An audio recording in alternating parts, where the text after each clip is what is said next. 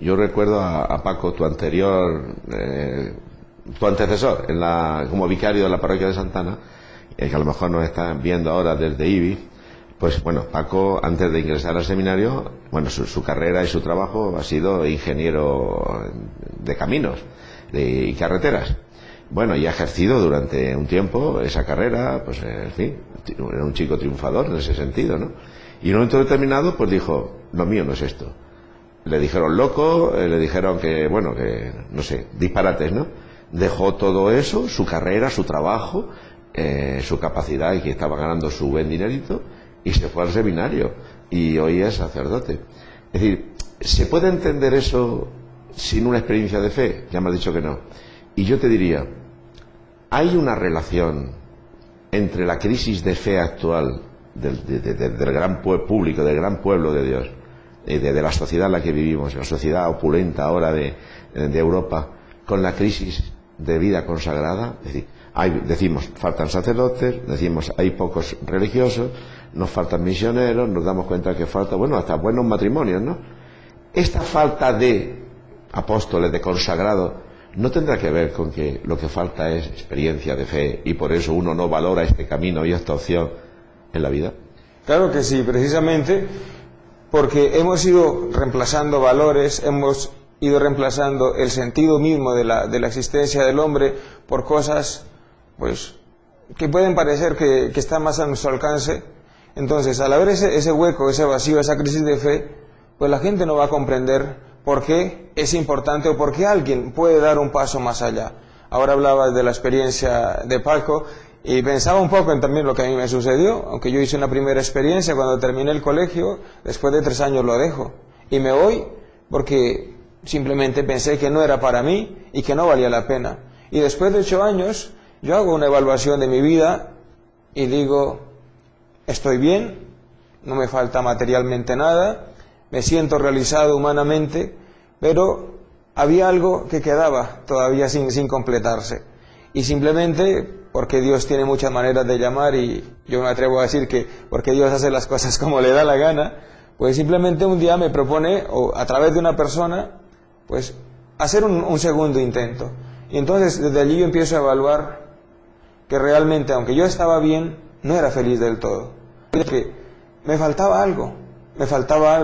Y eso que me faltaba lo fui descubriendo poco a poco cuando pues empiezo a conversar con este sacerdote, luego comienzo la vida en la facultad y poco a poco se van dando las cosas. Y voy descubriendo que cuando Dios llama, cuando Dios te va pinchando, no es porque quiera cambiarte la vida de una manera traumática, sino que aquello que ya te ha dado, te lo sigue dando de una manera distinta. Yo antes trabajaba en educación, trabajaba en un colegio, ahora no lo hago, pero siento que el Señor pone delante de mí otra forma de enseñar y que la más importante tiene que ser la propia, la personal. Si yo no enseño con mi vida, difícilmente voy a enseñar con mis palabras. Y allí entonces es donde yo voy descubriendo aquel que carece de la fe, aquel que ha puesto en otra cosa, difícilmente va a hablar de otra cosa. Entonces, de lo que tú llenes el corazón, de lo que tú empiezas a llenar tu vida, pues de eso hablarás y de eso transmitirás a los demás. Si cuesta entender o aceptar y vivir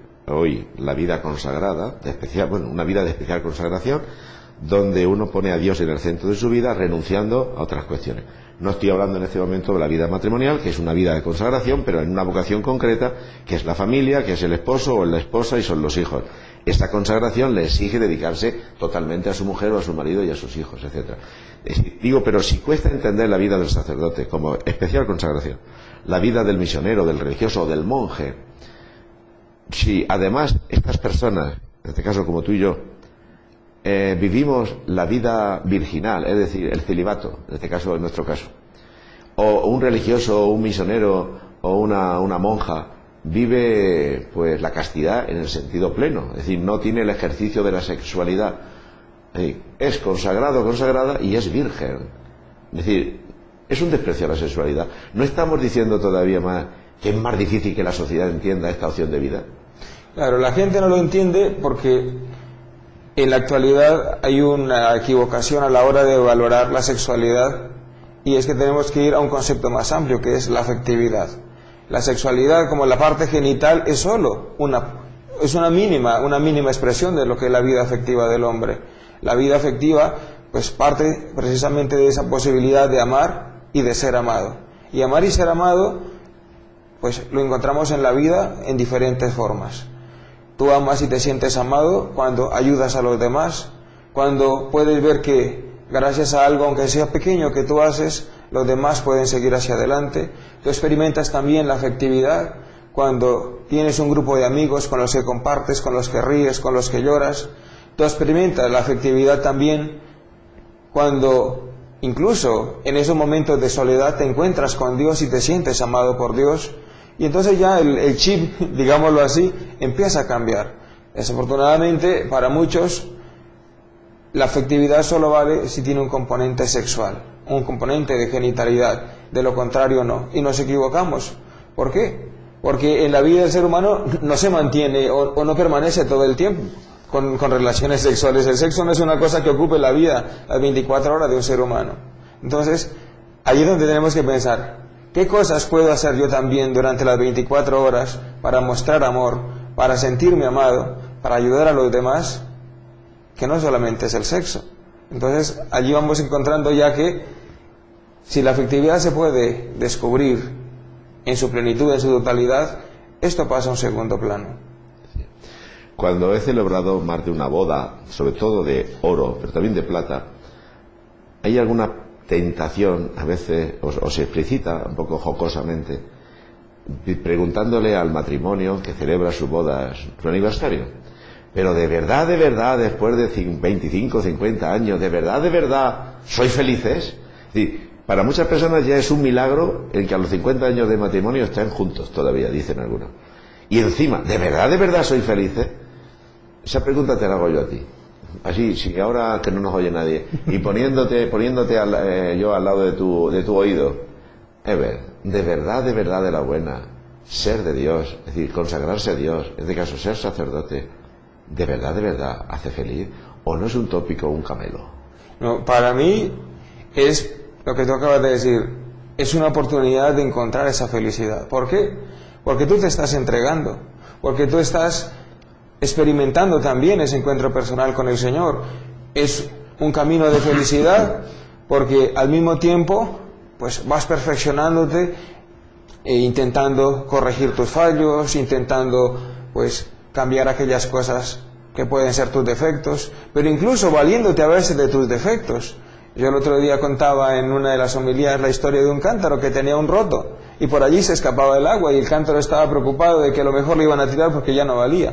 Pero sin embargo el dueño le dice, no, ese roto que tú tienes permite que se rieguen pues las flores del camino y siempre haya un paisaje cuando vamos de camino al río. Pues entonces también, aunque yo tenga defectos, aunque tenga lo que tenga encima, pues en la medida en que lucho, en la medida que pongo el amor, en la medida en que me siento tocado por Dios y que Dios me ayuda, entonces todo esto deja de ser para mí un trauma y se convierte en una oportunidad. ¿Para qué? Pues para ser mejor persona, para ser mejor cristiano y para vivir de una manera pues más íntegra, más plena mi encuentro con Dios. Y si yo te digo, Ever, eres un egoísta, consagrado, fraile, monja, misionero, eres un egoísta, porque solo piensas en tu felicidad. Te consagras a Dios, dicen algunos, soy abogado del diablo. Te consagras a Dios porque no quieres tener los problemas propios del marido con su mujer, los problemas del trabajo, laboralmente hablando, egoísta. ¿Acaso un consagrado es un egoísta que solo piensa en sí mismo? ¿O se consagra para algo? Se consagra precisamente para algo, para el servicio de Dios, se consagra para Dios, pero es un servicio no como una cosa que va del cielo a la tierra y de la tierra al cielo en esa relación, no. Te consagras al servicio de Dios porque descubres a Dios en el prójimo. Y puede que la gente diga, sí, pues tú no tienes los problemas que tiene un padre o una madre de familia, con los hijos, con el trabajo, pero te confieso que yo creo que lo habrás vivido, que muchas veces tenemos más problemas que ellos, porque son ellos los que a veces nos traen sus problemas y en ocasiones casi que los hacemos nuestros. Tenemos problemas también en la medida que tenemos que asumir otras responsabilidades. En el confesionario estamos porque viene la gente con sus problemas, con sus dudas, con sus inquietudes. Intentamos también luchar porque a veces el hambre del prójimo se convierte en nuestro problema, porque tenemos que intentar hacer algo para que ese Para que prójimo coma.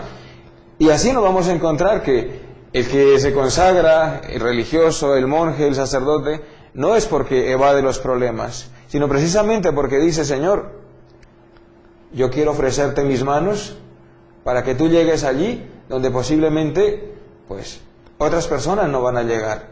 Y entonces ya realmente mi vida deja de ser la mía y paso a vivir los problemas del otro, a ser instrumento de Dios, y en esa medida pues me voy dando cuenta que cuando termina mi jornada y me voy a la cama digo: caramba, pues realmente no lo tengo tan fácil como muchos piensan. Pero esto solamente lo vas a encontrar, o la gente lo va a descubrir también si se acerca a ti. El otro día, hablando con uno de los grupos de las señoras que vienen a la parroquia, hablábamos de eso. Es decir, cuando en tu vida consagrada o en tu opción por Dios también te vinculas con la gente, conoces su vida, les acompañas, rezas con ellos, visitas a los enfermos, como lo hacemos en muchas ocasiones, y simplemente estás allí, aunque llevas un montón de cosas, pero y has visto una situación difícil, como me sucedió en estos días, que visito dos señoras que llevan la vida de sus esposos. Una lleva 6 años, otra 8 años. Sus esposos están prácticamente como si fuesen un vegetal. Están enfermos. Están enfermos, pero ellos lo hacen con alegría. Y ese ratito que yo comparto, pues les permite a ellos descargar un poco su angustia, sus inquietudes, y se quedan fortalecidos, y yo también. Y entonces allí me doy cuenta que cuando estoy solo, digo: me ha pasado esto esta semana, voy a rezar por ellos, voy a acordarme de ellos, les vuelvo a visitar. Y entonces ya nuestra vida no es una cosa como tan idílica como muchos se lo imaginan, ¿no? Te has hecho cura, te has hecho monja para vivir bien, no, todo lo contrario. Has renunciado a ciertos problemas porque la vida te va a proponer otros.